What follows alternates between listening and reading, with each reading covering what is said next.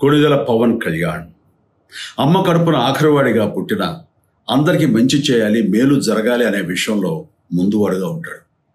తన గురించి కంటే జనం గురించి ఎక్కువగా ఆలోచించే మనస్తత్వం నా తమ్ముడు కళ్యాణ్ బాబుది. ఎవరైనా అధికారంలోకి వచ్చాక ప్రజలకు ఏదైనా చేయాలనుకుంటారు. కానీ కళ్యాణ్ తన సొంత సంపాదనని కౌలు రైతులు కన్నీళ్లు తుడిచేందుకు ఖర్చు పెట్టడం, సరిహద్దు దగ్గర ప్రాణాలొడ్డి పోరాడే జవాన్ కోసం పెద్ద మొత్తం అందివ్వటం, అలాగే మత్స్యకారులు ఇంకా ఎందరికో తాను చేసిన సహాయం చూస్తుంటే ఇలాంటి నాయకుడు కదా జనానికి కావాల్సింది అనిపిస్తుంది. ఒక రకంగా చెప్పాలంటే సినిమాలోకి తను బలవంతంగా వచ్చాడు, రాజకీయాల్లో మాత్రం ఇష్టంతోనే వచ్చాడు. ఏ తల్లికైనా తన కొడుకు కష్టపడుతుంటే గుండె తరుక్కుపోతుంది. అలాగే ఏ అన్నకైనా తన తమ్ముడు అనవసరంగా మాటలు పడుతుంటే బాధ వేస్తుంది. అలా బాధపడుతున్న నా తల్లికి ఈ అన్నయ్యగా ఒక మాట చెప్పాను.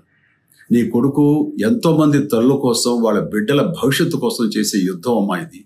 మన బాధ కంటే అది ఎంతో గొప్పది అన్నాను.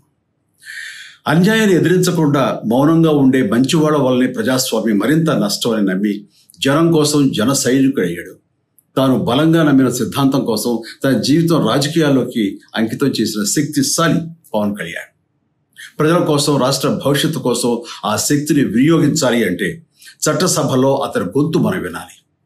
జనమే జయమును నమ్మే జనసేనాని ఏమి చేయగలడో చూడాలంటే మీరు పిఠాపురం ప్రజలు కళ్యాణ్ని గెలిపించాలి. మీకు సేవకుడుగా, సైనికుడుగా అండగా నిలబడతాడు. మీకోసం ఏమైనా సరే కలబడతాడు. మీ కళ నిజం చేస్తాడు. పిఠాపురం వాస్తవ్యులకు మీ చిరంజీవి విన్నపం, గాజు గ్లాసు గుర్తుకి మీ ఓటు వేసి పవన్ కళ్యాణ్ని గెలిపించండి. జై హింద్.